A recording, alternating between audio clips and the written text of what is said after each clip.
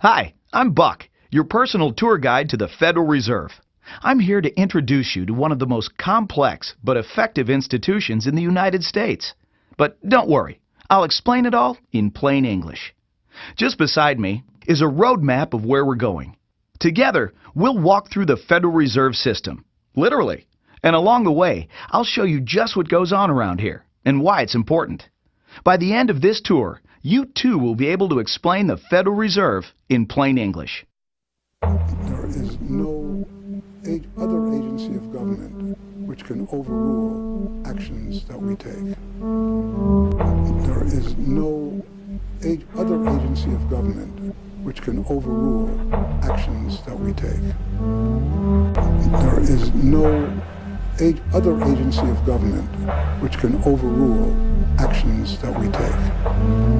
That would effectively be a takeover of monetary policy by the Congress, a repudiation of the independence of the Federal Reserve, which would be highly destructive to the stability of the financial system, the dollar, and our national economic situation. The Federal Reserve does not own any gold at all. We have not owned gold since 1934.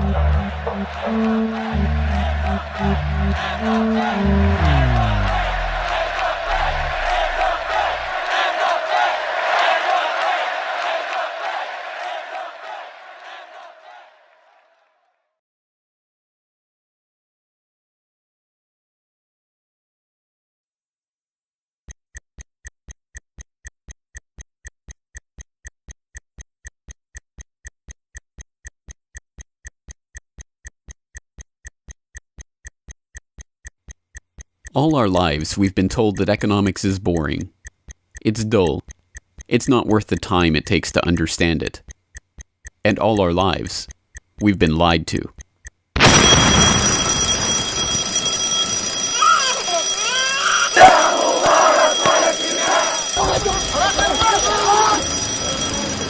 War, poverty, revolution. They all hinge on economics, and economics all rests on one key concept. Money. Money. It is the economic water in which we live our lives. We even call it currency. It flows around us, carries us in its wake, drowns those who are not careful. We use it every day, in nearly every transaction we conduct. We spend our lives working for it, worrying about it, saving it, spending it, pinching it. It defines our social status. It compromises our morals. People are willing to fight, die, and kill for it. But what is it? Where does it come from? How is it created? Who controls it? It is a remarkable fact that, given its central importance in our lives, not one person in 100 could answer such basic questions about money as these. So if you were planning a family, you'd want to know where babies come from. Yeah. And this is a lot about banking. So let me ask you, where does money come from? Where does the money come from? Where does any money? The government prints it. It's printed off. Where does money come from? How is new money created? By labor. People work and produce wealth, and the money is supposed to match that wealth. Where does money come from? Well, I have a pretty different outlook on money. It actually comes from like trees, right?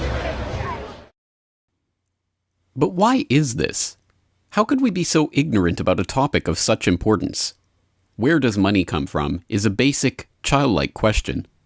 So why is our only response the childlike answer meant as a joke? It grows on trees. Such a profound state of ignorance could not come about naturally. From the time we are children, we are curious about the world and eager to learn about the way it works. And what could lead to a better understanding of the way the world works than a knowledge of money, its creation and destruction? Yet discussion of this topic is fastidiously avoided in our school years and ignored in our daily life. Our monetary ignorance is artificial, a smokescreen that has been erected on purpose and perpetrated with the help of complicated systems and insufferable economic jargon. But it doesn't take an economist to understand the importance of money. Deep down, we all know that the wars, the poverty, the violence we see around us hinges on this question of money. It seems like a 1,000-piece jigsaw puzzle just waiting to be solved. And it is. The puzzle pieces, taken together, create an image of the Federal Reserve, America's central bank and the heart of the country's banking system. Despite its central importance to the economy, relatively few have heard of it, and fewer still know what it is, despite the bank's attempts at self-description. Our economy runs on a complex system of exchange of goods and services, in which money plays a key part. Coin, currencies, savings, and checking accounts, the overall supply of money is managed by the Federal Reserve. Money is the medium through which economic exchanges take place, and money as a standard of value helps us to set prices for goods and services. The job of managing money, monetary policy, is to preserve the purchasing power of the dollar while ensuring that a sufficient amount of money is available to promote economic growth. The Federal Reserve also promotes the safety and soundness of the institutions where we do our banking. It ensures that the mechanisms by which we make payments, whether by cash, check, or electronic means, operate smoothly and efficiently. And in its fiscal role, acts as the banker for the United States government. Now, these duties comprise the major responsibilities of our central bank. But in order to really understand the Federal Reserve, we must first understand its origins and context. We must deconstruct the puzzle. The first piece of that puzzle lies here, in the White House. This is where the Federal Reserve Act, then known as the Currency Bill, was signed into law after passing the House and Senate in late December 1913. The New York Times of Christmas Eve 1913 described the festive scene. The Christmas spirit pervaded the gathering. While the ceremony was a little less impressive than that of the signing of the Tariff Act on October 3rd last in the same room, the spectators were much more enthusiastic and seized every occasion to applaud. There in the White House that fateful December evening, President Wilson signed away the last veneer of control over the American money supply to a cartel, a well-organized gang of crooks so successful, so cunning, so well hidden that even now, a century later, few know of its existence, let alone the details of its operations. But those details have been openly admitted for decades. Of course, just as we have been taught to find economics boring, we have been taught that this story is boring. This is the way the Federal Reserve itself tells it. The United States was facing severe financial problems.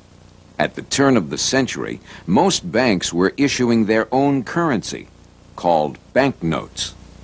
The trouble was, currency that was good in one state was sometimes worthless in another.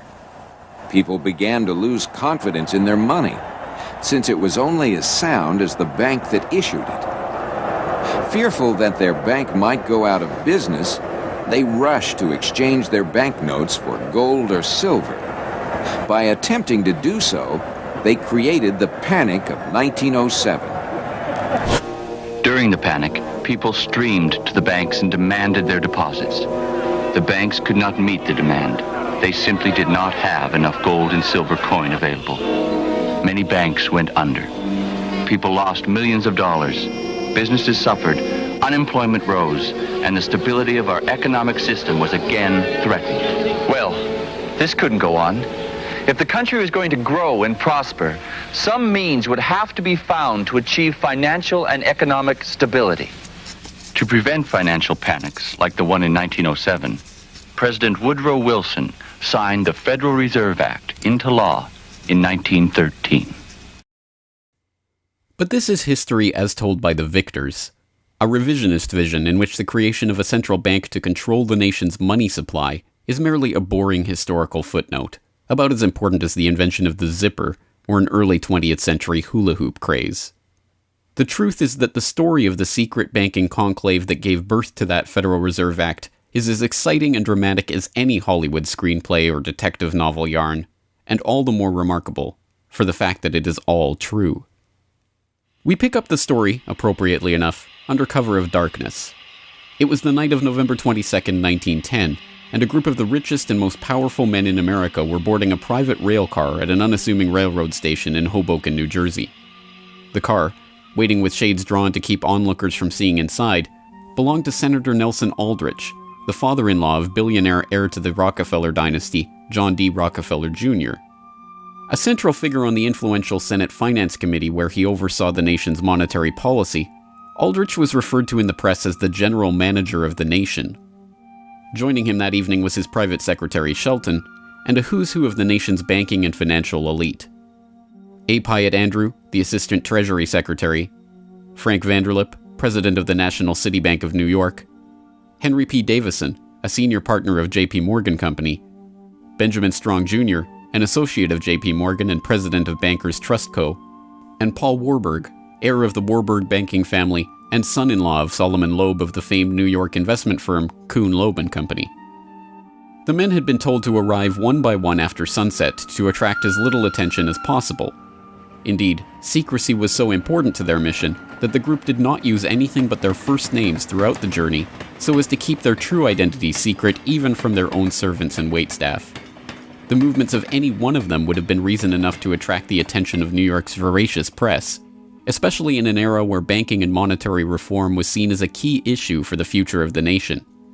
A meeting of all of them, now that would surely have been the story of the century. And it was. Their destination? The secluded Jekyll Island off the coast of Georgia, home to the prestigious Jekyll Island Club whose members included the Morgans, Rockefellers, Warburgs, and Rothschilds. Their purpose? Davison told intrepid local reporters who had caught wind of the meeting that they were going duck hunting. But in reality, they were going to draft a reform of the nation's banking industry in complete secrecy.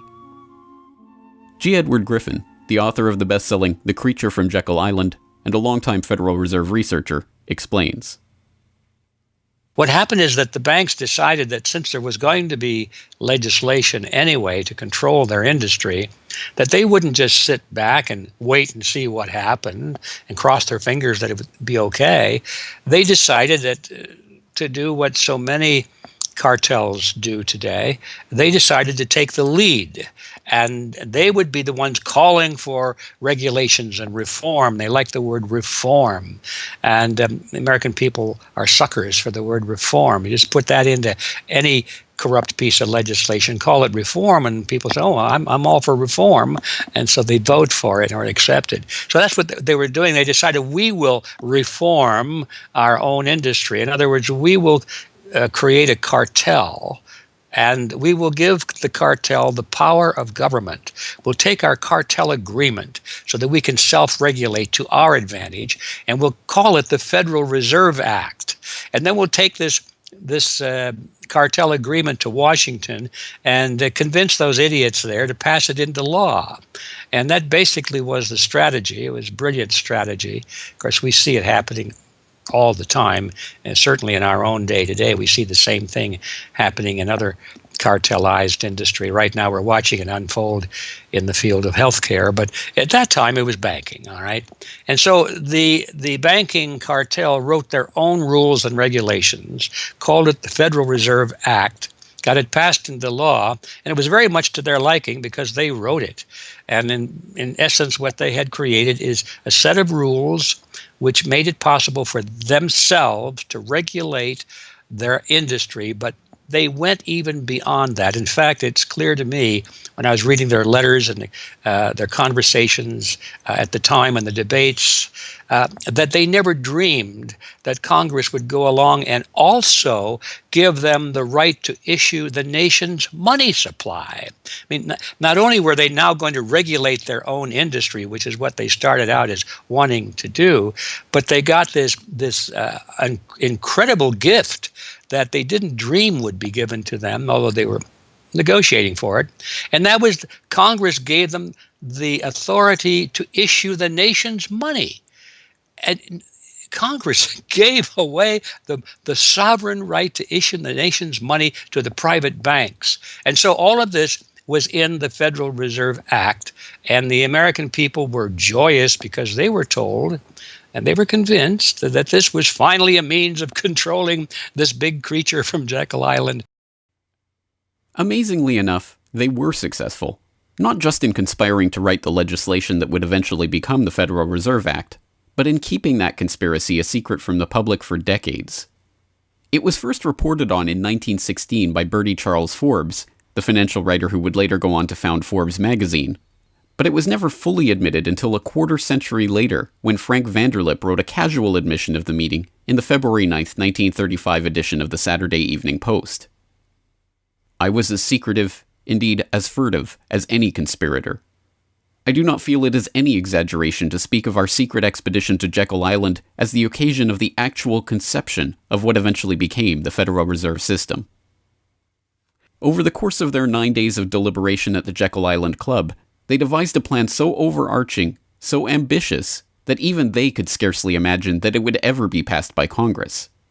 As Vanderlip put it, discovery of our plan, we knew, simply must not happen, or else all our time and effort would be wasted. If it were to be exposed publicly that our particular group had got together and written a banking bill, that bill would have no chance whatever of passage by Congress. So what precisely did this conclave of conspirators devise at their Jekyll Island meeting? A plan for a central banking system to be owned by the banks themselves, a system which would organize the nation's banks into a private cartel that would have sole control over the money supply itself. At the end of their 9-day meeting, the bankers and financiers went back to their respective offices content in what they had accomplished. The details of the plan changed between its 1910 drafting and the eventual passage of the Federal Reserve Act, but the essential ideas were there. But ultimately, this scene on Jekyll Island, too, is just one piece of a larger puzzle. And like any other puzzle piece, it has to be seen in its wider context for the bigger picture to become visible. To understand the other pieces of the puzzle and their importance in the creation of the Federal Reserve, we have to travel backward in time. The story begins in late 17th century Europe. The 9 Years' War is raging across the continent as Louis XIV of France finds himself pitted against much of the rest of the continent over his territorial and dynastic claims. King William III of England, devastated by a stunning naval defeat, commits his court to rebuilding the English navy. There's only one problem: money. The government's coffers have been exhausted by the waging of the war, and William's credit is drying up. A Scottish banker, William Patterson, has a banker's solution. A proposal to form a company to lend £1 million to the government at 6% plus £5,000 management fee, with the right of note issue. By 1694, the idea has been slightly revised, a £1.2 million loan at 8% plus £4,000 for management expenses, but it goes ahead. The magnanimously titled Bank of England is created. The name is a carefully constructed lie, designed to make the bank appear to be a government entity, but it is not. It is a private bank owned by private shareholders for their private profit, with a charter from the king that allows them to print the public's money out of thin air and lend it to the crown. What happens here at the birth of the Bank of England in 1694 is the creation of a template that will be repeated in country after country around the world. A privately controlled central bank lending money to the government at interest, money that it prints out of nothing. And the jewel in the crown for the international bankers that creates this system is the future economic powerhouse of the world, the United States. In many important respects, the history of the United States is the history of the struggle of the American people against the banksters that wish to control their money. By the 1780s, with colonies still fighting for independence from the crown, the bankers will get their wish. In 1781, the United States is in financial turmoil. The Continental, the paper currency issued by the Continental Congress to pay for the war, has collapsed from overissue and British counterfeiting. Desperate to find a way to finance the end stages of the war, Congress turns to Robert Morris, a wealthy shipping merchant who was investigated for war profiteering just 2 years earlier. Now, as Superintendent of Finance of the United States from 1781 to 1784, he is regarded as the most powerful man in America, next to General Washington. In his capacity as Superintendent of Finance, Morris argues for the creation of a privately owned central bank deliberately modeled on the Bank of England that the colonies were supposedly fighting against. Congress, backed into a corner by war obligations and forced to do business with the bankers just like King William in the 1690s, acquiesces and charters the Bank of North America as the nation's first central bank. And exactly as the Bank of England came into existence loaning the British Crown £1.2 million, the BNA started business by loaning $1.2 million to Congress. By the end of the war, Morris has fallen out of political favor and the Bank of North America's currency has failed to win over a skeptical public. the BNA is downgraded from a national central bank to a private commercial bank chartered by the state of Pennsylvania. But the bankers have not given up yet. Before the ink is even dry on the Constitution, a group led by Alexander Hamilton is already working on the next privately owned central bank for the newly formed United States of America. So brazen is Hamilton in the forwarding of this agenda that he makes no attempt to hide his aims or those of the banking interests he serves. A national debt, if it is not excessive, will be to us a national blessing, he wrote in a letter to James Duane in 1781. It will be a powerful cement of our union. It will also create a necessity for keeping up taxation to a degree which, without being oppressive, will be a spur to industry. Opposition to Hamilton and his debt-based system for establishing the finances of the U.S. is fierce. Led by Jefferson and Madison, the bankers and their system of debt enslavement is called out for the force of destruction that it is, with Thomas Jefferson writing, "The spirit of war and indictment, since the modern theory of the perpetuation of debt, has drenched the earth with blood and crushed its inhabitants under burdens ever accumulating." Still, Hamilton proves victorious. The first Bank of the United States is chartered in 1791 and follows the pattern of the Bank of England and the Bank of North America almost exactly. A privately owned central bank with the authority to loan money that it creates out of nothing to the government. In fact, it is the very same people behind the new bank as were behind the old Bank of North America. It was Alexander Hamilton, Robert Morris's former aide, who first proposed Morris for the position of financial superintendent, and the director of the old Bank of North America, Thomas Willing, is brought in to serve as the first director of the First Bank of the United States. Meet the new banking bosses, same as the old banking bosses. In the first 5 years of the bank's existence, the U.S. government borrows $8.2 million from the bank, and prices rise 72%. By 1795, when Hamilton leaves office, the incoming Treasury Secretary announces that the government needs even more money and sells off the government's meager 20% share in the bank, making it a fully private corporation. Once again, the U.S. economy is plundered while the private banking cartel laughs all the way to the bank that they created. By the time the bank's charter comes due for renewal in 1811, the tide has changed for the money interests behind the bank. Hamilton is dead, shot to death in a duel with Aaron Burr. The bank-supporting Federalist Party is out of power. The public are wary of foreign ownership of the central bank, and what's more, don't see the point of a central bank in time of peace. Accordingly, the charter renewal is voted down in the Senate, and the bank is closed in 1811. Less than a year later, the U.S. is once again at war with England. After 2 years of bitter struggle, the public debt of the U.S. has nearly tripled from $45.2 million to $119.2 million. With trade at a standstill, prices soaring, inflation rising, and debt mounting, President Madison signs the charter for the creation of another central bank, the Second Bank of the United States, in 1816. Just like the two central banks before it, it is majority privately owned and is granted the power to loan money that it creates out of thin air to the government. The 20-year bank charter is due to expire in 1836, but still in his first term, President Andrew Jackson has already vowed to let it die prior to renewal. Believing that Jackson won't risk his chance for re-election in 1832 on the issue, the bankers forward a bill to renew the bank's charter in July of that year, 4 years ahead of schedule. Remarkably, Jackson vetoes the renewal charter and stakes his re-election on the people's support of his move. In his veto message, Jackson writes in no uncertain terms about his opposition to the bank. Whatever interest or influence, whether public or private, has given birth to this act, it cannot be found either in the wishes or necessities of the executive department, by which present action is deemed premature, and the powers confirmed upon its agent not only unnecessary, but dangerous to the government and country. It is to be regretted that the rich and powerful too often bend the acts of government to their selfish purposes. If we cannot at once, in justice to interests vested under improvident legislation, make our government what it ought to be, we can at least take a stand against all new grants of monopolies and exclusive privileges, against any prostitution of our government to the advancement of the few at the expense of the many, and in favor of compromise and gradual reform in our code of laws and system of political economy. The people side with Jackson, and he's re-elected on the back of his slogan, "Jackson and no bank." The president makes good on his pledge.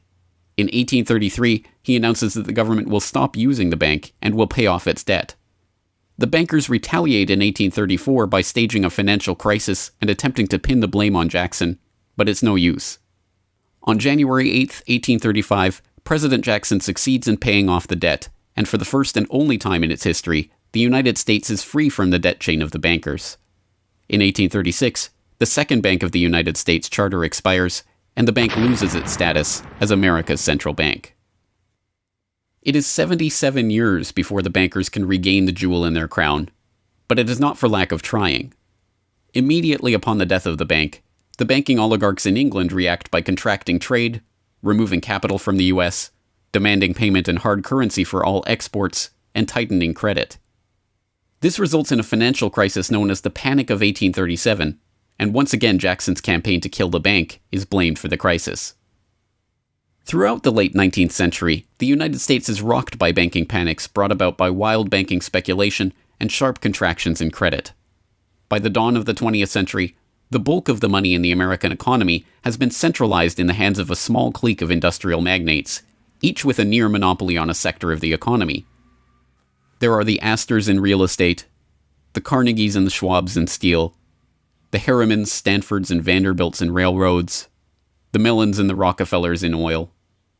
As all of these families start to consolidate their fortunes, they gravitate naturally to the banking sector. And in this capacity, they form a network of financial interests and institutions that centered largely around one man, banking scion and increasingly America's informal central banker in the absence of a central bank, John Pierpont Morgan. John Pierpont Morgan, or Pierpont as he prefers to be called, is born in Hartford, Connecticut in 1837 to Junius Spencer Morgan, a successful banker and financier.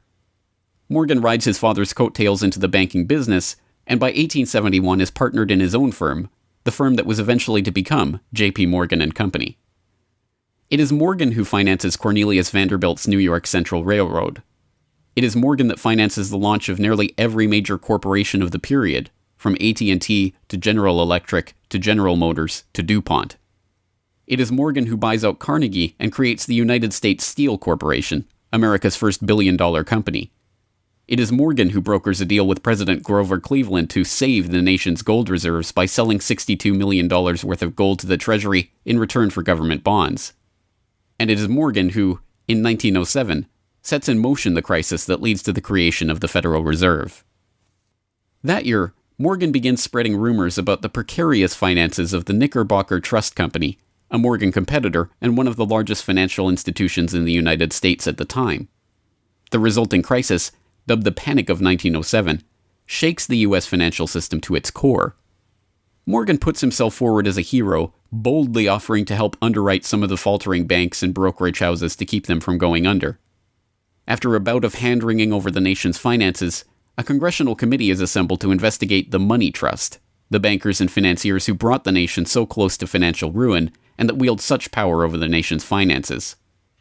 The public follows the issue closely, and in the end a handful of bankers are identified as key players in the Money Trust's operations, including Paul Warburg, Benjamin Strong Jr., and J.P. Morgan. Andrew Gavin Marshall, editor of the People's Book Project, explains. At the beginning of the 20th century, there was an investigation following the greatest of these financial panics, which was in 1907. And this investigation was on what was called the Money Trust, which found that three banking interests, J.P. Morgan, National City Bank, and the Citibank of New York, I believe it was, basically controlled the entire financial system. So three banks. And the public hatred towards these institutions was unprecedented. There was an overwhelming consensus in the country for establishing a central bank. But there were many different interests in pushing this, and everyone had sort of their own specific purpose behind advocating for a central bank. So to represent the most people, you had farmer interests, populists, progressives, who were advocating a central bank because they couldn't take the recurring panics, but they wanted government control of a central bank. They wanted it to be exclusively under the public control because they despised and feared the New York banks as wielding too much influence. So for them, a central bank would be a way to curb the power of these private financial interests. On the other hand, those same financial interests were advocating for a central bank to serve as a source of stability for their control of the system, also to act as a lender of last resort to them, and so that they would never have to face collapse, but also in order to exert more control through a central bank. The private New York banking community wanted a central bank under the exclusive control of them. There's a shocker. So you had all these various different interests which converged. Of course, the most influential happened to be the New York financial houses, which were more aligned with European financial houses than they were with any other element in American society. The main individual behind the founding of the Federal Reserve was Paul Warburg, who was a partner with Kuhn, Loeb and Company, European banking house. His brothers were prominent bankers in Germany at that time, and he had, of course, close connections with every major financial and really big industrial firm in the United States, and most of those existing in Europe. And he was discussing all these ideas with his fellow compatriots in advocating for a central bank. In 1910, Warburg got the support of a senator named Senator Aldrich, whose family later married into the Rockefeller family. Again, I'm sure just a coincidence, but Aldrich invited Warburg and a number of other bankers to a private secret meeting on Jekyll Island, just off the coast of Georgia, where they met in 1910 to discuss the construction of a central bank in the United States, but one which, of course, would be owned and serve the interests of the private bankers. Aldrich then, in 1911, presented this as the Aldrich Plan or the Aldrich Bill in the U.S. Congress, and it was actually voted out. The public, suspicious of Senator Aldrich's banking connections, ultimately reject the Jekyll Island Cabal's Aldrich Plan. The Cabal does not give up, however. They simply revise and rename their plan, giving it a new public face, that of Senator Robert Owen and Representative Carter Glass. In the end, the money trust that was behind the Panic of 1907 uses the public's own outrage against them to complete their consolidation of control over the banking system. The newly retitled Federal Reserve Act is signed into law on December 23, 1913, and the Fed begins operations the next year.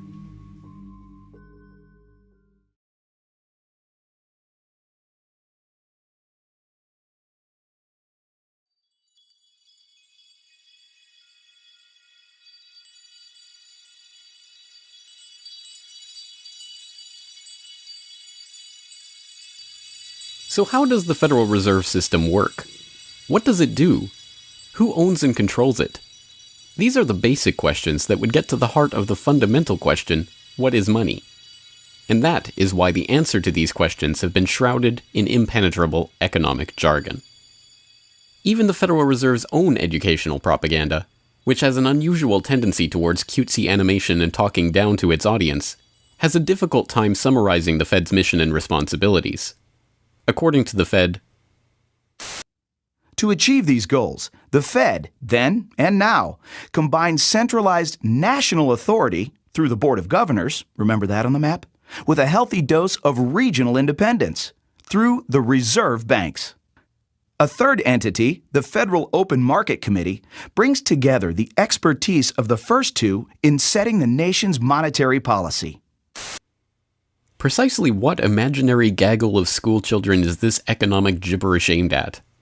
The simple truth, hidden behind the sleight of hand of economic jargon and magisterial titles, is that a banking cartel has monopolized the most important item in our entire economy: money itself.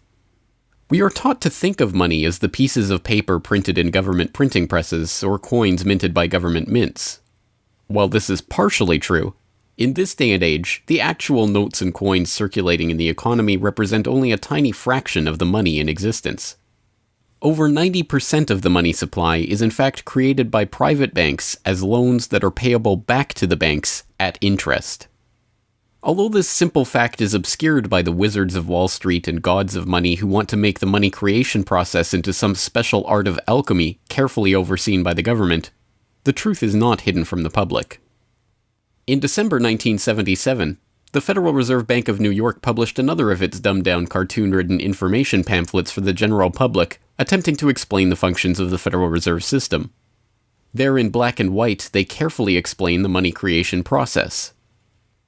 Commercial banks create checkbook money whenever they grant a loan, simply by adding new deposit dollars to accounts on their books in exchange for a borrower's IOU. Banks create money by monetizing the private debts of businesses and individuals. That is, they create amounts of money against the value of those IOUs. There it is, in plain English. The vast majority of money in the economy, the checkbook money in our accounts at the bank and that we use in our electronic transfers and digital payments, is created not by a government printing press, but by the bank itself. It is created out of thin air as debt, owed back to the bank that created it at interest. This means that bank loans are not money taken from other bank depositors, but new money simply conjured into existence and placed into your account. And the bank is able to create much more money than it has cash to back up those deposits. The Fed claims to be the entity overseeing and backing up the banking industry. It was established, according to its own propaganda, to stabilize the system and prevent bank runs like the Panic of 1907 from happening again. Throughout much of the 1800s, almost any organization that wanted could print its own money. As a result, many states, banks, and even one New York druggist did just that. In fact, at one time, there were over 30,000 different varieties of currency in circulation. Imagine the confusion. Not only were there multitudes of currencies, some were redeemable in gold and silver, others were backed by bonds issued by regional governments. It was not unusual for people to lose faith both in the value of their currency and in the entire financial system. With many people trying to withdraw their deposits at once, sometimes the banks didn't have enough money on hand to pay their depositors. Then, when the funds ran out, the banks suspended payment temporarily, and some even closed.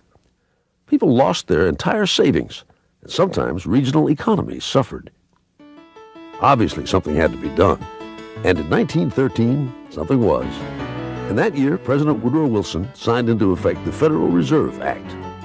This act created the Federal Reserve System to provide a safer and more stable monetary and banking system. If that was indeed its aim, it signally failed to do so in running up one of the greatest bubbles in American history to that point in the 1920s, just a decade after its creation. The popping of that bubble, of course, led directly into the Great Depression and one of the greatest periods of mass poverty in American history. Economists have long argued that the Fed itself was the cause of the Depression by its complete mismanagement of the money supply. As former Federal Reserve Chairman Ben Bernanke admitted in a speech commemorating Fed critic Milton Friedman's 90th birthday, regarding the Great Depression, "You're right, we did it. We're very sorry. But thanks to you, we won't do it again." Price stability is another cited tenet of the Federal Reserve's mandate. But here, too, the Fed has completely failed to live up to its own standards. Aside from the banking system, the Federal Reserve has another responsibility that's probably even more important. It's in charge of something called monetary policy. Basically, it means trying to keep prices stable to avoid inflation. Say you buy a CD today for $14. But what if next year the price of the CD jumped to $20 or $50? Not because of a change in supply or demand, but because all prices were going up. That's inflation. There are a lot of different causes of inflation, but one of the most important is too much money. The Fed can adjust the money supply by injecting money into the system electronically or by withdrawing money from the economy.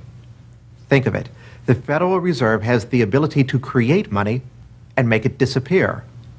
What's most important is what happens as a result. Anytime the supply of money is altered, the effects are felt throughout the economy. The Fed's methods have changed over time to take advantage of the latest computers and electronics, but its mission remains the same: to aim for stable prices, full employment, and a growing economy. 100 years ago, in 1913, the Fed was created, and we've marked it with a vertical line there. Consumer prices now are about 30 times higher than they were when the Fed was created in 1913. Paper money, too, is the responsibility of the Federal Reserve. Hence, the dollars in circulation are not Treasury notes, not bills of credit, but Federal Reserve notes, debt-based notes backed up, ultimately, by the government's own promise to pay. It's sovereign bonds backed up by the taxpayers themselves. At one time, the Federal Reserve banks were legally required to keep large stockpiles of gold in reserve to back up these notes.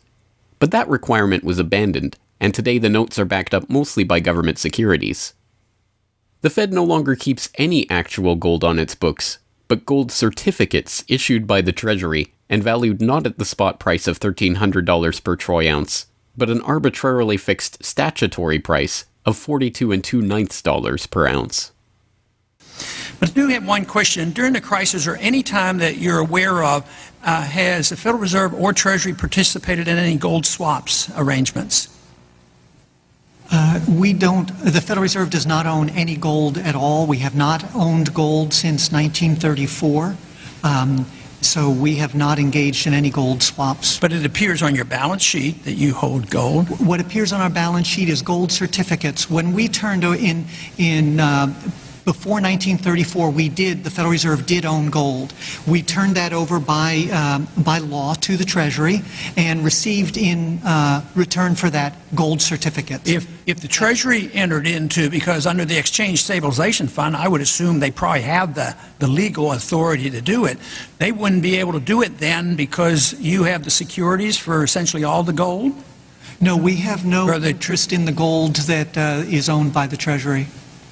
We have simply an accounting document that is called gold certificates that represents the value at a statutory rate and still that we gave to the Treasury in 1930. And still measured at $42 an ounce, which makes no sense whatsoever. Clearly, there is a discrepancy between what we are led to believe is motivating the Fed and what it actually does. To understand what the Fed is actually intended to do, it's first important to understand that the Federal Reserve is not a bank per se, but a system. This system codifies, institutionalizes, oversees, and undergirds a form of banking called fractional reserve banking, in which banks are allowed to lend out more money than they actually have in their vaults.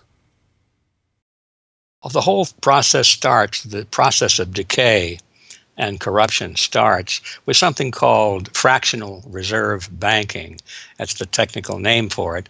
And what that really means is that as the banking institution developed over several centuries, starting, of course, in Europe, it developed the practice of legalizing a certain dishonest accounting procedure. In other words, in the very, very beginning, if you want to go all the way back, people would bring their gold or silver to the banks for safekeeping.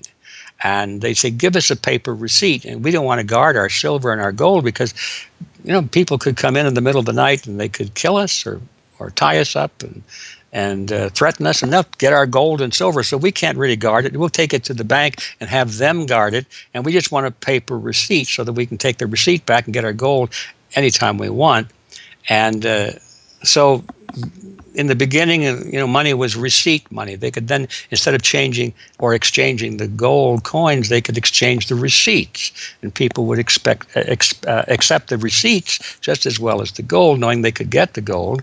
And so these paper receipts being circulated were, in essence, the very first examples of paper money. Well, the banks learned early on that game that here they were sitting on this pile of gold and all these paper receipts out there. People weren't bringing the receipts in anymore. Very few of them, maybe 5%, maybe 7% of the people would bring in their paper receipts and ask for the gold. So they said, why don't we just sort of give more receipts out than we have gold? They'll never know because we only are asked at the best 7% of it, so we can create more receipts for gold than we have, and we can collect interest on that because we'll loan that into the economy and we'll charge interest on this money that we don't really have. And it's a pretty good gimmick, don't you think? And they, well, yeah, of course. And so that's how fractional reserve banking started. And now it's institutionalized, and they teach it in school.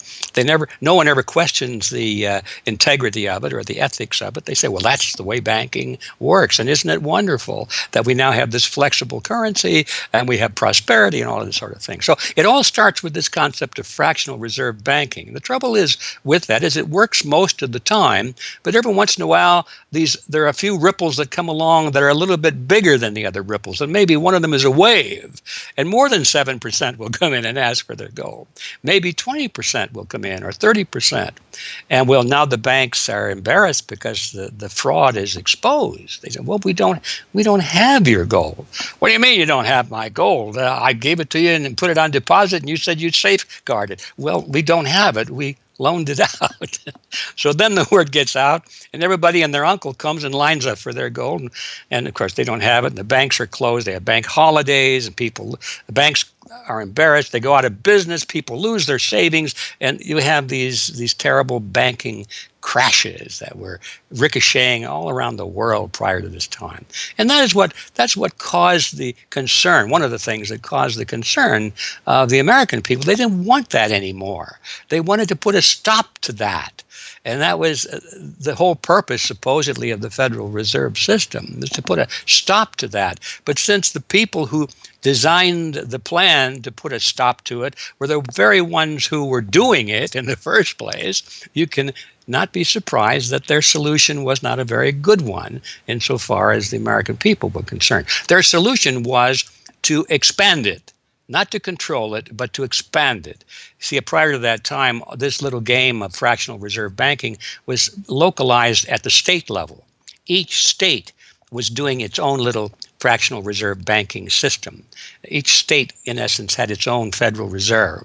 Central banks were authorized by state law to do this sort of thing, and that was causing all this problem. And so the Federal Reserve came along and said, well, no, we're not going to do this at the state level anymore because look at all the problem it's causing. We're going to consolidate it all together, and we're going to do it at the national level. The key to this system, of course, is who controls this incredible power to regulate the economy by setting reserve requirements and targeting interest rates. The answer to this question, too, has been deliberately obscured. The Federal Reserve System is a deliberately confusing mishmash of public and private interests, reserve banks, boards and committees, centralized in Washington and spread out across the United States. So you have the Federal Reserve Board in Washington, appointed by the president. That's the only part of this system that is directly dependent upon the government for input. That's the federal part, that the government, the president specifically, gets to choose a few select governors.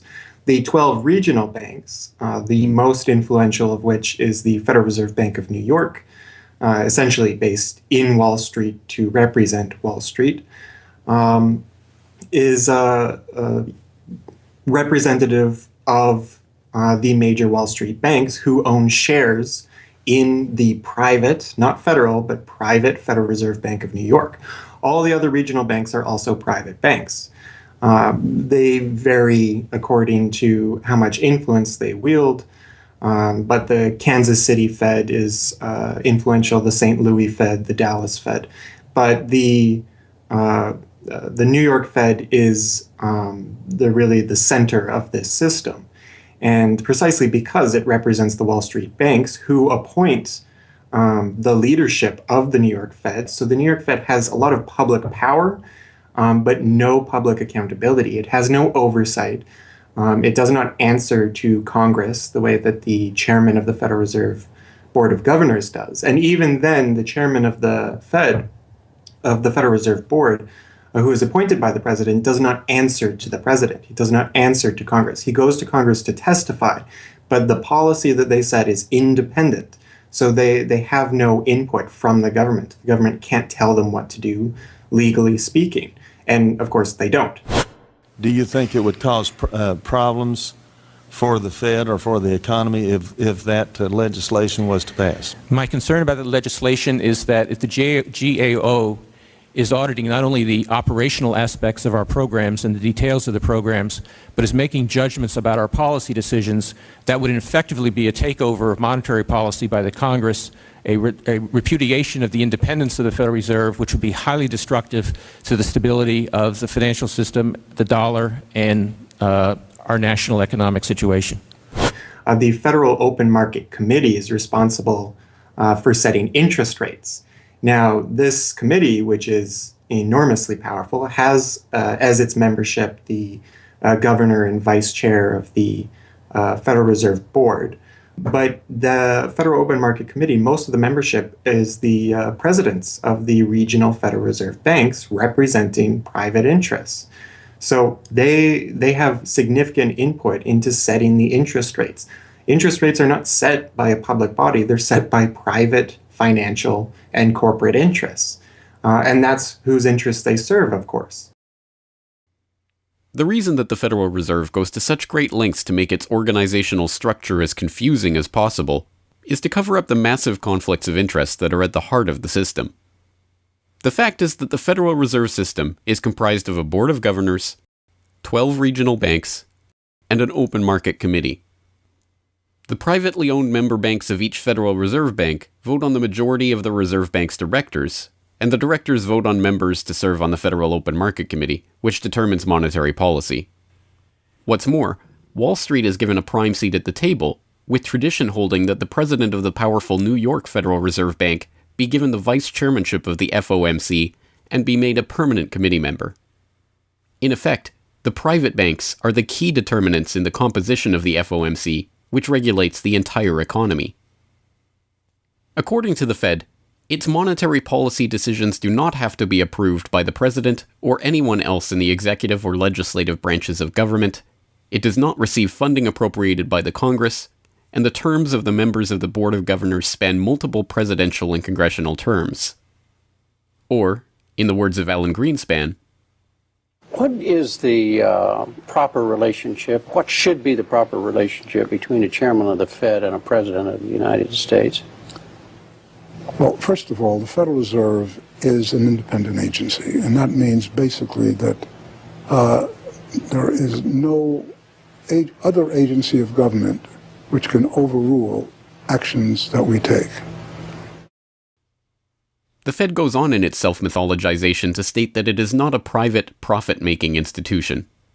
This characterization is dishonest at best, and an outright lie at worst. The regional banks are themselves private corporations, as noted in a 1928 Supreme Court ruling.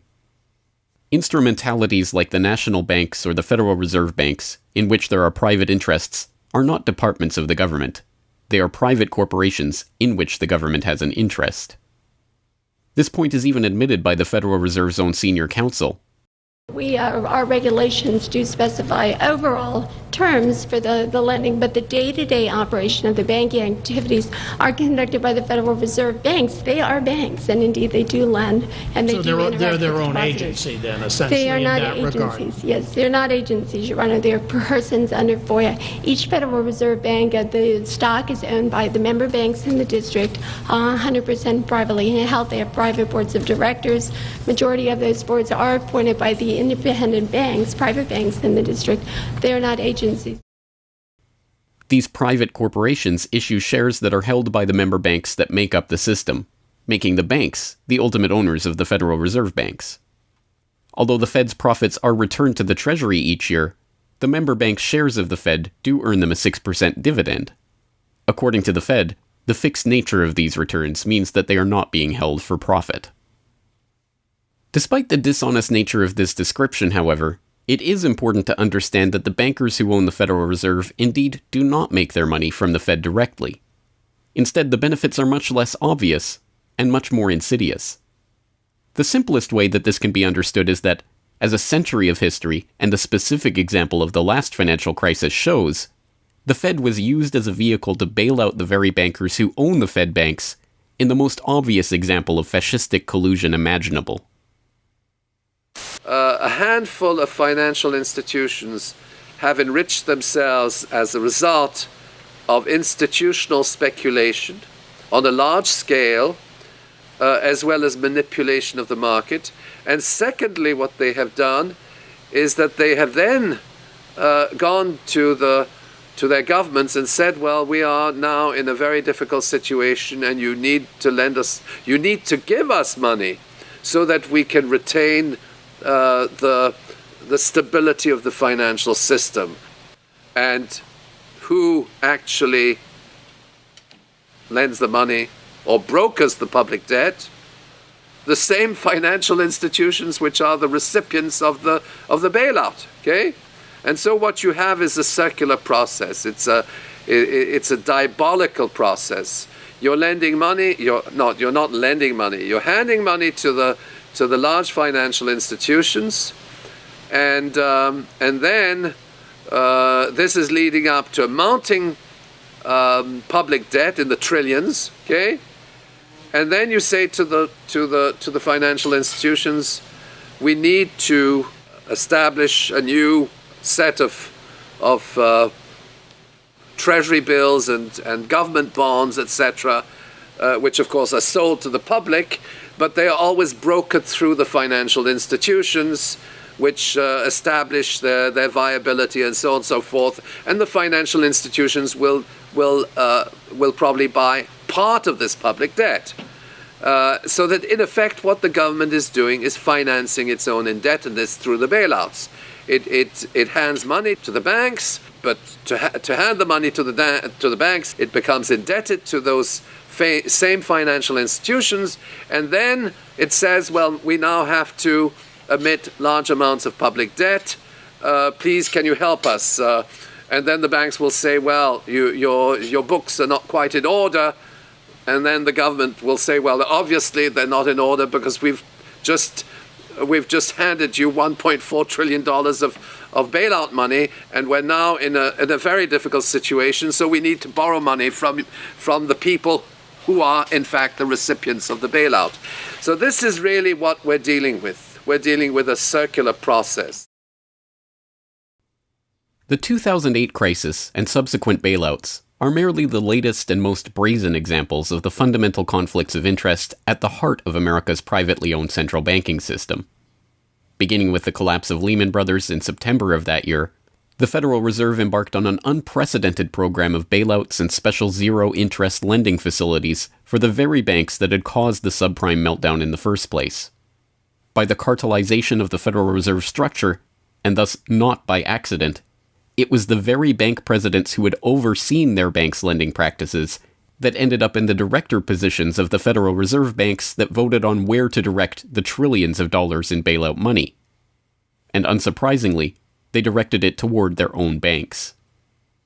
A stunning 2011 Government Accountability Office report examined $16 trillion of bailout facilities extended by the Fed in the wake of the crisis and exposed numerous examples of blatant conflicts of interest. Jeffrey Immelt, chief executive of General Electric, served as a director on the board of the Federal Reserve Bank of New York. At the same time, the Fed provided $16 billion in financing to General Electric.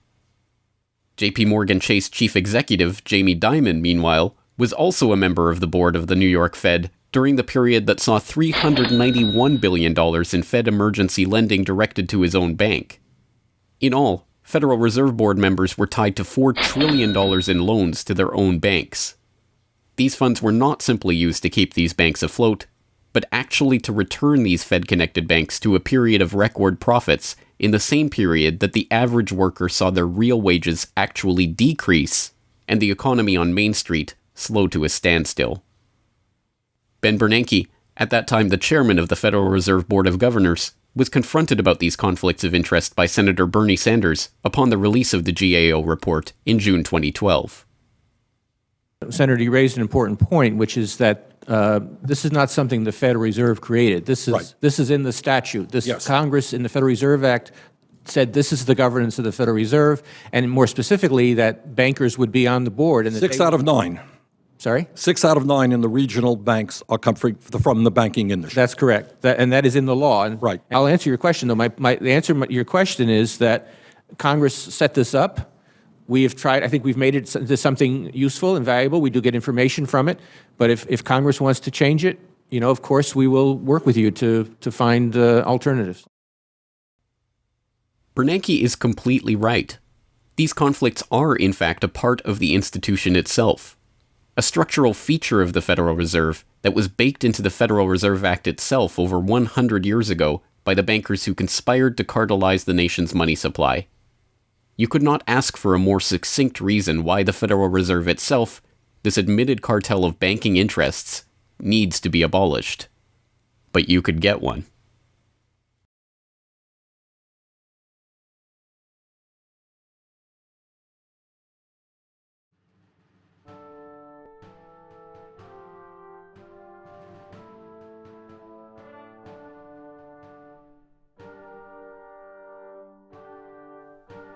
We now know that for centuries, the people of the United States have been at war with the international banking oligarchs. That war was lost, seemingly for good, in 1913 with the creation of the Federal Reserve. With the passage of the Federal Reserve Act, President Woodrow Wilson consigned the American population to a century in which the money supply itself has depended on the whims of the banking cabal. A century of booms and busts, bubbles and depressions, has led to a wholesale redistribution of wealth toward those at the very top of the system. At the bottom, the masses toil in relative poverty, single-income households becoming double-income households out of necessity, their quality of life being slowly eroded as the Federal Reserve notes that pass for dollars are themselves devalued. Worse yet, the fraud itself perpetuates Alexander Hamilton's persistent myth that a national debt is necessary at all. The US is now locked into a system whereby the government issues bonds to generate the funds for their operations, bonds that are backed up by the taxation of the public's own labor. The perpetrators of this fraud, meanwhile, remain in the shadows, largely ignored by a general public that could instantly recognize the latest Hollywood heartthrob or pop idol, but have no clue what the head of Goldman Sachs or the New York Fed does, let alone who they are. This cabal bear allegiance to no nationality, no philosophy or creed, no code of ethics. They are not even motivated by greed, but power. The power that the control of the money supply inevitably brings with it. After a person has all the money in the world that you could possibly use to buy anything you want, what's left to capture your imagination? And the answer, of course, is power. Power over people. Now, money is power over people, but there's another power over people as well, and that is the political power, the social power.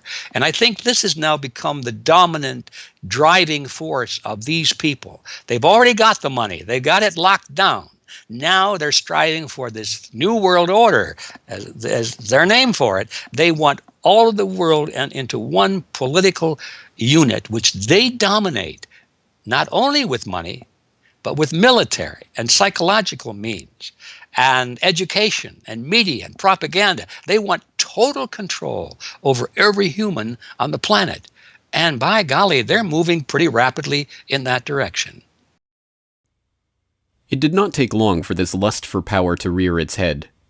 In 1921, just 7 years after the Fed began operations, the same J.P. Morgan-connected banking elite that founded the Federal Reserve incorporated an organization called the Council on Foreign Relations with the goal of taking over the foreign policy apparatus of the United States, including the State Department. In this quest, it was remarkably successful. Although there are only about 4,000 members in the organization today, its membership has included 21 Secretaries of Defense, 18 Treasury Secretaries, 18 Secretaries of State, 16 CIA directors, and many other high-ranking government officials, military officers, business elite, and, of course, bankers. The first director of the CFR was John W. Davis, J.P. Morgan's personal lawyer and a millionaire in his own right. Together with its sister organizations in Britain and elsewhere around the world, these groups would work together toward what they called a New World Order of total financial and political control directed by the bankers themselves. As Carroll Quigley, noted Georgetown historian and mentor of Bill Clinton, wrote in his 1966 work, Tragedy and Hope, A History of the World in Our Time, the powers of financial capitalism had a far-reaching aim, nothing less than to create a world system of financial control in private hands, able to dominate the political system of each country and the economy of the world as a whole. This system was to be controlled in a feudalist fashion by the central banks of the world acting in concert, by secret agreements arrived at in frequent private meetings and conferences. The apex of the system was to be the Bank for International Settlements in Basel, Switzerland, a private bank owned and controlled by the world's central banks, which were themselves private corporations. This is why the bankers and their partners in government and business conspired to bring about the 2008 crisis. Not for the pursuit of money, but power. In the same way the bankers used the panic of 1907 to consolidate their control over the money supply, they hope to use the 2008 crisis and subsequent panics, which they themselves have created, to consolidate their political control. The International Summit for the Global Financial Crisis has been expanded from G7 to G20 because the leading 7 developed countries cannot solve the crisis alone. This expanded meeting raises the question whether a new global financial system will be created. So is this some sort of new world order, which Gordon Brown kind of alluded to? British Prime Minister Gordon Brown has described the quote-unquote guiding principles to be addressed at the summit. They are transparency, sound banking, responsibility, integrity, and get this, global governance, unquote. I think a new world order is emerging, and with it the foundations of a new and progressive era of international cooperation. The inevitable conclusion, one that flows necessarily from the true understanding of this situation, is that the Federal Reserve System needs to be consigned to the dustbin of history. After a century of enslavement, it is time for the American public to finally throw off the bankers' debt chains. If there was ever a point in human history to start questioning alternatives, this would be it. And to think that where we are and simply say, oh, well, this is the best of our options. How many of the best options lead to self-destruction? Doesn't sound like a best option. I think that with a world of 7 billion people, we can probably come up with something better than a system in which a few thousand people benefit so much at the expense of everything else on this world, and at the expense of the potential for the future of mankind.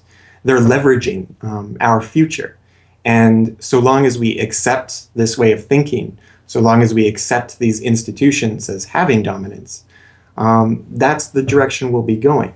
So I think reform is a good way to try and stall and to push back directly against the expanding and evolving power structures. But a radical change is what's really needed, and that has to be built from the bottom up. But I think that these two processes can and should go together in parallel. If you've made it this far, congratulations. You are now better informed on the economic history of the United States and the truth about the Federal Reserve than 99% of the population. If you do nothing else, then just working to get those around you educated on this information alone will have a profound effect. Once they learn of the scam, many are motivated to do something about it, and they, in turn, inform others. This is the viral nature of suppressed truth, and it is the reason that more people are aware of and energized by the issue of the Federal Reserve and the nature of money than ever before. Perhaps even more amazingly, this movement is spreading to other parts of the globe. Recognizing the interlocking nature of the modern global economy and the international nature of the banking oligarchy, movements to abolish the Federal Reserve have sprung up in Europe, where protests against the cartelized central banking system are taking place in over 100 cities, attracting 20,000 people on a weekly basis. I started this movement because I realized that the Federal Reserve Act, in my opinion, is one of the most worst laws in the whole world. So a private banking company is lending America the money, and in my opinion, America is not any more democratic. The Federal Reserve tells the government what to do, and that's a problem. It's a very big problem, especially in the US. Why is it a global issue, and why are people doing it here in Germany? Because when you realize that this finance system, it's a global system, you have to go to the really beginning of the system. And in my opinion, it's also the World Bank and the International Fund of Currencies and stuff like this. But at the beginning of all this is a law from 1913. Woodrow Wilson signed it. And this is the beginning of all this hardcore capitalism we are suffering right now from. And the only way to stop this is maybe to break this law. But what if the burgeoning movement to end the Fed is successful? What system do people propose as the answer? There have been several proposals along different lines by various researchers. Some argue for a return to America's colonial roots of debt-free money issued by state-run banks, pointing to the Bank of North Dakota as one already functioning, successful model of this approach. We've had two banking systems ever since the 1860s, with the state bank system and the federal bank system. And the federal bank system are the big Wall Street banks, particularly. They dominate the federal system. So they're taking over right now. I mean, in California, we don't even have any local banks where I am. They're now, we had two, and I had accounts in both of them, and they're now, one of them is Chase Bank and the other is U.S. Bank. So they're both big Wall Street banks now. They've been taken over. So if you can keep, it's the local banks that have an interest in serving the local business. The big banks have no interest in making loans to local business. It's too risky. Why should they bother? They've got this virtually free money they can get from the Fed and from each other, and it's much more lucrative to them either to speculate in commodities or other things abroad, or what works very well for them is to buy long-term government bonds at 3%, because these have no capital requirement. The capital requirement for government bonds are zero. So they can buy all of those that they want. Whereas if they buy, let's say, mortgages, or if they make loans for mortgages, or they make loans to businesses, then they have to worry about their capital requirement. And as soon as they've used up all their capital, in other words, $8 of capital will get you $100 of loans, then they can't make any more loans. They have to wait for 30 years till those loans get paid off. So what they do, if they do buy mortgages, is sell them off to investors. And so that was the whole mortgage-backed securities scam that we've seen. I mean, they had no motivation to make sure that these borrowers were actually sound borrowers. They just wanted to make a sale, so they sold the stuff to the unwary investors who might be somebody in Iceland or Sweden or pension funds. Yeah, so that didn't work out so well. So a state bank with the partnering with the local banks can provide the capital, can help them with capital. In North Dakota, the state bank guarantees the loans of the local banks, allowing them to make much bigger loans than they could otherwise. And the state bank provides liquidity to the small banks. That's why the small banks, the local banks, aren't making loans to small business right now, because they don't know that they can get money from the other banks as needed. The way banking works is they make the loan first. I mean, if you have credit lines to many different businesses, and if they all hit up their credit lines at once, you're going to run out of money.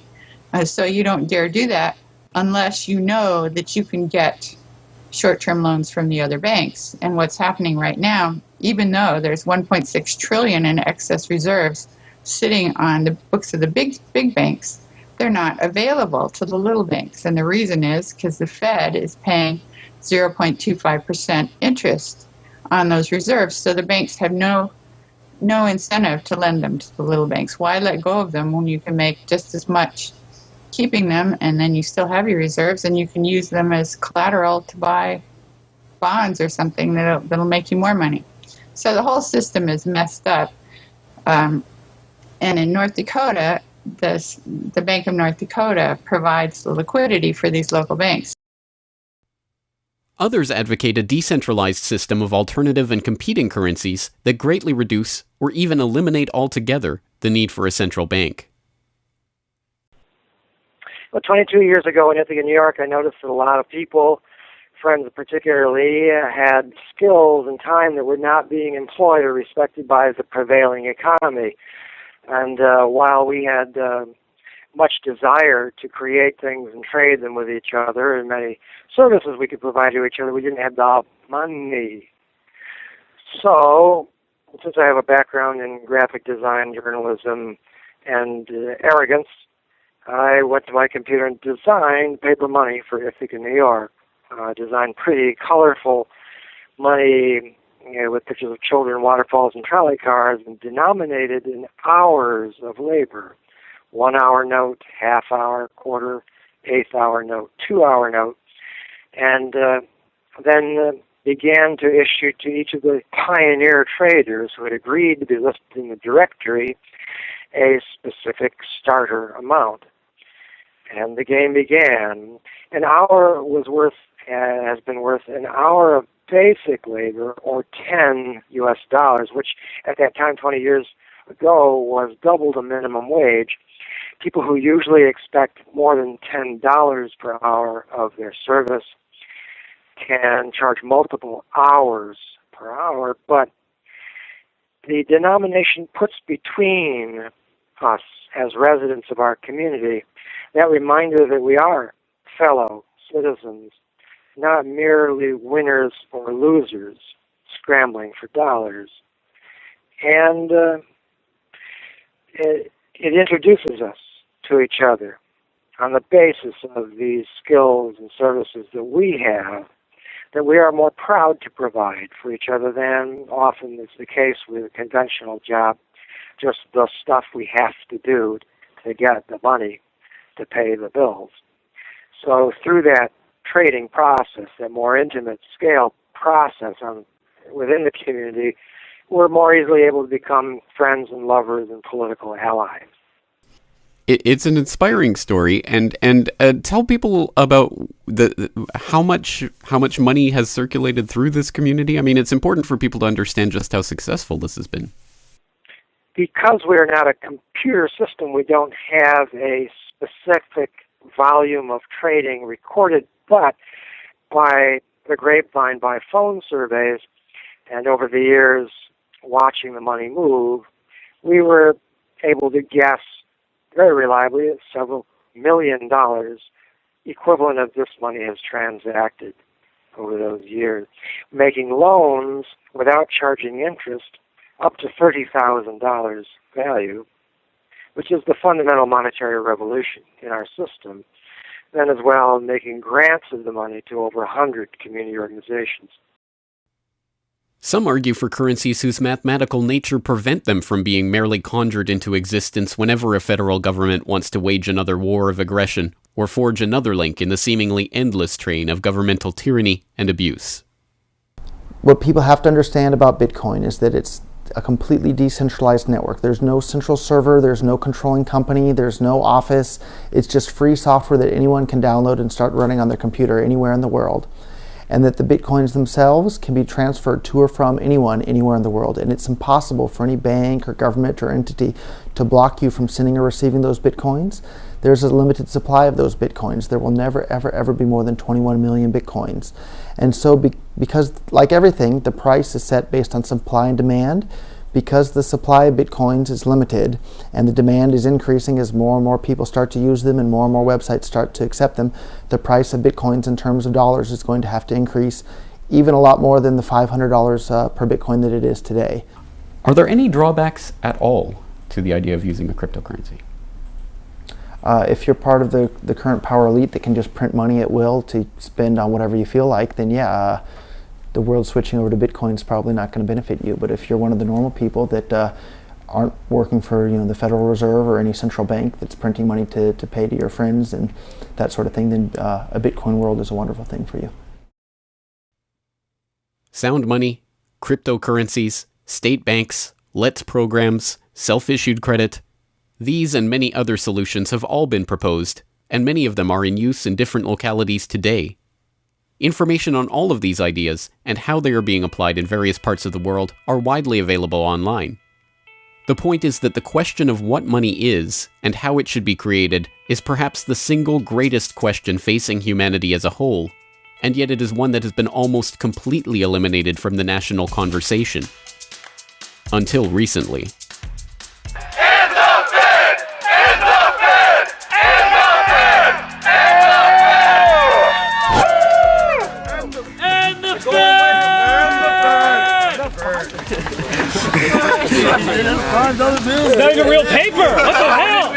And the Fed! And the Fed! And the Fed! And the Fed!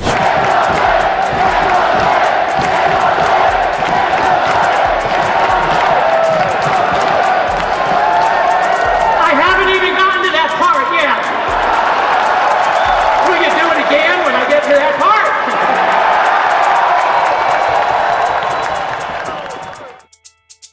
And so the rest of the story is now in our hands. Once we understand the scam that has taken place, the gradual consolidation of wealth and power in the hands of an elite few banking oligarchs, and the growing impoverishment of the masses, all in the name of banking funny money created out of nothing and loaned to the public at interest, we can choose to get active or to do nothing at all. For those who choose to get active, there are some steps that you can take to help change the course of the system. First, follow the links and resources from the transcript of this documentary at corbettreport.com/Federal Reserve to familiarize yourself with the history, the connections, and the functions of the Federal Reserve System. If you can't explain this material to yourself, then you will never be able to teach it to others. Secondly, begin reaching out to others to bring them up to speed on the issue. It can be as simple as broaching this conversation in the Monday morning water cooler talk, or passing out a copy of this documentary, or sending out links to this information to your email list. Insert this topic into your conversations. When people start talking about the national debt, or the state of the economy, or other political talking points, get them to question the roots of these issues, and why there is a national debt at all. Thirdly, when you are able to find or create a group of like-minded people in your area who are engaged with the issue, start a study group on the issue and its solutions. The study group can help source alternative or complementary currencies in the local area, or, if none exist already, the group can form the basis for a community of local businesses and customers who are willing to start experimenting with ways to wean themselves off of the Federal Reserve notes. Fourthly, use the resources at corbettreport.com, including the Federal Reserve information flyer, or hold DVD screenings to attract interest in your group and draw others into studying the true nature of the monetary system. The work of building up an alternative to the current system can seem daunting, even at times overwhelming. But it is important to keep in mind that the Federal Reserve System that seems so monolithic today has only been around for 1 century. Central banks have been defeated in America before, and they can be defeated again. The question of how we decide to change this system is not rhetorical. It will either be answered by an informed, engaged, active population working together to create viable alternatives and to dismantle the current system, or it will be answered by the same banking oligarchy that has been controlling the money supply, and indeed the lifeblood of the country, for generations. Now, 1 century after the creation of the Federal Reserve System, we have a choice to make. Whether the next century, like the one before it, will be a century of enslavement, or, transformed by the actions and choices that we make in the light of this knowledge, a century of empowerment.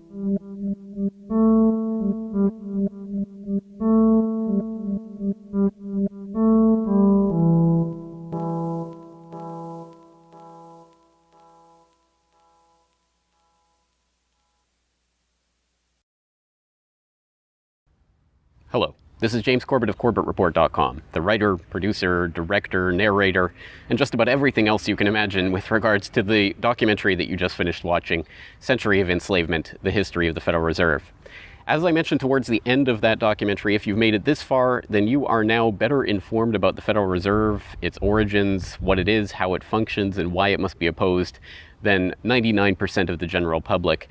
And if you've made it this far, then you are obviously one of the very few who is very eager and motivated to join the rising tide of free humanity that is seeking to throw off the debt chains of the banksters in the United States and around the world. And if you are so motivated, then I have some treats for you. I have some resources that I'd like to direct you to. As I mentioned again towards the end of that documentary, there are some resources up at corbettreport.com that I hope will help you in your quest to better inform yourself and better inform others about the Federal Reserve System. Because once again, if you can't explain this to yourself, then how could you ever hope to explain it to anyone else? So I think the first quest that we must all engage in is to improve our own understanding of the Federal Reserve System and how it functions, and then to spread that information to others. And on that note, once again, if you go to corbettreport.com, you'll be able to find, first and foremost, this documentary itself is, of course, 100% freely available online, which you would know because you're watching this right now. So, of course, there will be links to the YouTube version of this documentary or the downloadable MP4 version on my website. There's also audio MP3 files available for download. All of those, again, freely open to the public, and I do encourage you to send them out to others if you do find it to be a valuable resource yourself. And once you're there at corbettreport.com, you'll find not only the documentary itself, but also a transcript of the documentary, complete with hyperlinks to all of the source documents, videos, articles, all of the information that was used to compile this documentary. So I hope that will be a valuable resource, again, for people who are looking to put this information together in a way that makes sense in their own head, and so that they can see where all of this information is coming from, much of it sourcing from the Federal Reserve itself. So I hope that the hyperlinked transcript will be valuable to people out there who are seeking to broaden their understanding of these topics. And you will also find there a news information pamphlet that I have put together with the help of Mike Krentz of MikeKrentz.com, a graphic designer who's helped me out a lot behind the scenes on the website. As you can tell from the graphics on this documentary, I'm not a graphic designer myself by trade or by training, so I certainly do appreciate Mike's help in putting this information pamphlet together. And this is just a few points that have been addressed in this video, informational points about the Federal Reserve, what it is, and some interesting little teasers to get people interested in this information. You can download and print this off from corbettreport.com and use it however you like, handing it out to people on the street, using it as a discussion point if you hold a DVD screening, if you want to just post it up in public areas, only where allowed by law, of course. Once again, this is freely available for download and for you to print out and to use to help spread information about the Federal Reserve System. And it's available both in color and black and white and should print nicely onto standard 8.5 by 11 letter size paper. So that will all be up there at the website, along with, of course, an actual DVD version of this documentary. Once again, if you do find this information useful, then I hope you will try to spread it to others. There are a lot of people who prefer the online link, but there will be some people who you cannot reach online. For those people, and for yourself, if you so desire, here is a physical hard copy that you can order from corbettreport.com for 2,000 Japanese yen. That's about 20 Federal Reserve notes. Because unfortunately, we are trapped in this debt-based bankster-led system, so we do all require these pieces of paper in order to put a roof over our head and food on the table, myself included. So your support is obviously greatly appreciated. And for that 2,000 Japanese yen, about 20 Federal Reserve notes, you'll receive this documentary. Disc 1 containing the documentary itself. Disc 2, the full 1-hour interview with G. Edward Griffin. So I think, again, a valuable resource for people who are looking for more information about the Federal Reserve. So that's available at corbettreport.com, along with all of this that we've talked about here, the information pamphlet, the hyperlink transcript, all of the various formats this is available in. Once again, I've tried to make this as straightforward as possible and also as detailed as possible so that you can start to further your own exploration and understanding of this system that we're facing. Once again, of course, any way that you choose to get this information out to others is greatly appreciated, but if you do want to send the Corbett Report links around, the best one to use is corbettreport.com/Federal Reserve. That will have the documentary in the YouTube format, it will have the downloadable MP3 and MP4 formats, it will have the transcript, it will have the downloadable information pamphlet, And it will also have a link to buy the DVD. So all of that will be there at corbettreport.com/Federal Reserve. Please send people there if you're going to send people anywhere. So once again, I really do salute you for taking time out of your busy day, out of your schedule, to devote yourself to watching and learning and understanding this material, and to helping spread this information and awareness to others, because it is only together that we will ever be able to form the movement that will ultimately turn the tide against the banksters and defeat the Federal Reserve and all of the similarly privately controlled central banks all around the world. So once again, thank you for your time and attention. I'm James Corbett of CorbettReport.com.